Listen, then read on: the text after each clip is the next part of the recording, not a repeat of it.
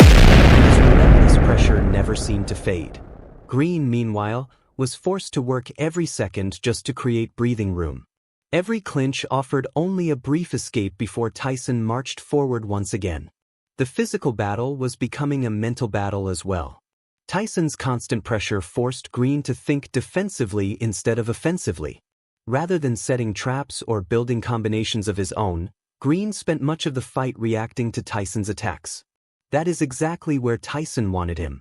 By taking away Green's rhythm. Imagine stepping into the ring against the most dangerous 19-year-old boxer on the planet.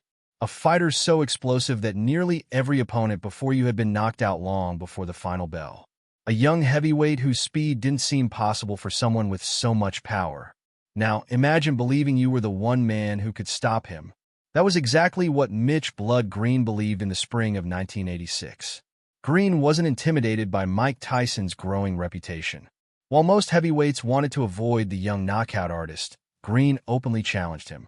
He promised fans that Tyson was overrated and claimed he had the perfect style to expose the teenager everyone was calling the future of heavyweight boxing. Under the pressure. But once the bell fight after fight, Tyson collected knockout victories that made sports headlines across America.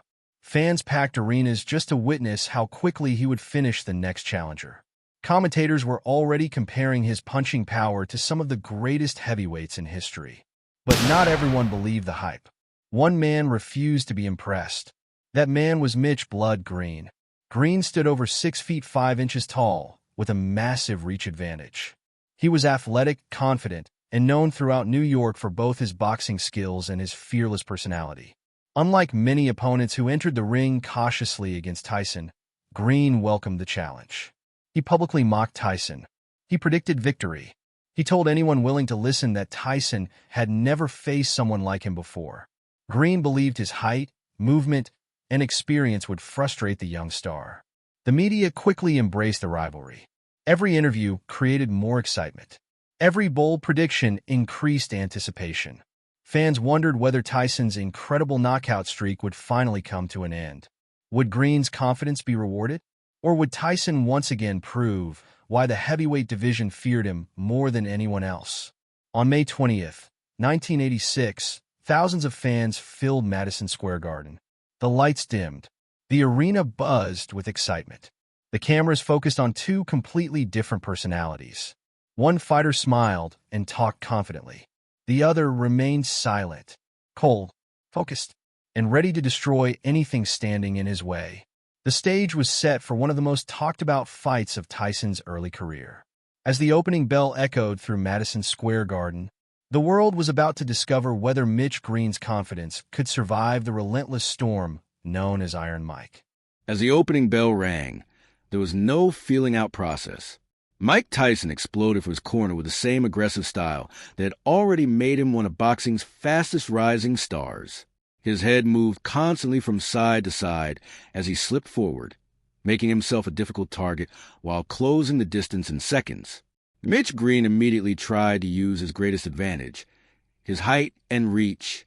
Standing several inches taller than Tyson, Green attempted to keep the younger fighter on the outside with long jabs and straight punches. On paper, it was the perfect strategy. But Tyson wasn't interested in fighting from long range. He ducked under Green's jab, shifted his weight, and stepped inside before Green could reset. Once he got into close range, Tyson unleashed the combinations that had terrified the heavyweight division. A crushing left hook slammed into Green's ribs. Moments later, a sharp right hand snapped toward the head. Then came another body shot. Tyson wasn't simply looking for a quick knockout. He was breaking his opponent down one punch at a time. The crowd inside Madison Square Garden erupted with every clean shot. Green, however, refused to back away. Instead of running, he stood his ground and tried to trade punches with one of the hardest hitters in boxing. It was a brave decision, but also an incredibly risky one. Tyson's speed was simply on another level. His punches arrived in rapid combinations before Green had time to react.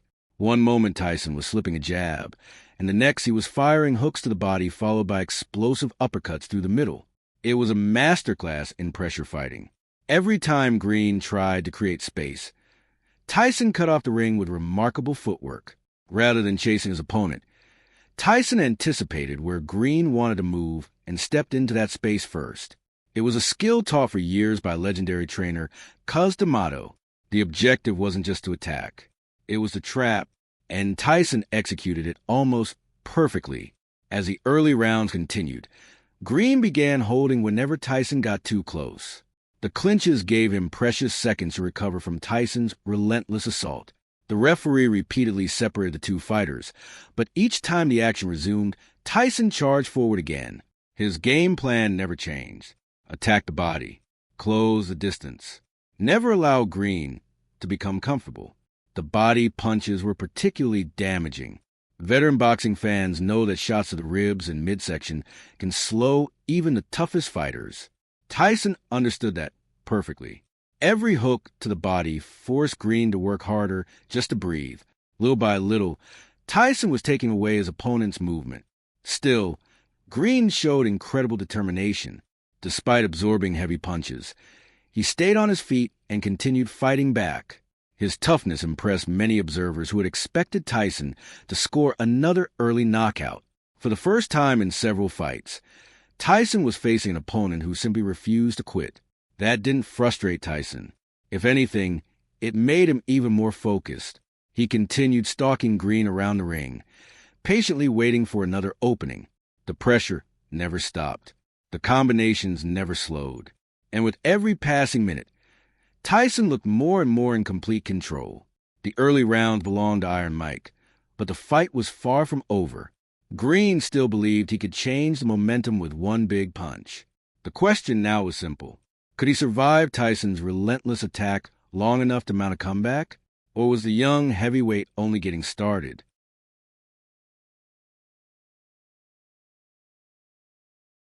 By the middle rounds, the pace of the fight had become exactly what Mike Tyson wanted. The young heavyweight was controlling the center of the ring, forcing Mitch Green to fight on Tyson's terms. Every step Green took backward invited another wave of pressure. Tyson's confidence continued to grow. He wasn't rushing for a knockout. Instead, he fought with patience and precision, mixing crushing body shots with lightning-fast combinations to the head. Every attack had a purpose. Every punch was designed to wear Green down physically and mentally. Green was beginning to feel the effects. His movement became slower, and his punches carried less authority than they had in the opening rounds. Whenever Tyson slipped inside, Green often had no choice but to tie him up and wait for the referee to separate them. But even under constant pressure, Green refused to surrender. He absorbed shots that would have ended many heavyweight fights, yet he kept getting back into position and continued searching for opportunities to fight back. The crowd recognized his determination. Although Tyson was clearly winning the rounds, Green's toughness earned the respect of everyone watching inside Madison Square Garden. Then came one of the most interesting moments of the fight. As Tyson continued pressing forward, Green finally found a few clean openings. He connected with several solid punches that briefly reminded everyone that one accurate shot can change a heavyweight contest. For a moment, the audience sensed a possible shift in momentum. Tyson remained composed. Instead of becoming reckless, he returned to his disciplined approach. He slipped the next attack, stepped back inside, and answered with a sharp combination that immediately restored his control of the fight. It was a sign of Tyson's growing maturity.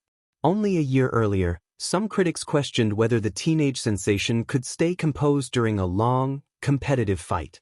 Against Green, Tyson provided the answer. He showed patience. He showed discipline.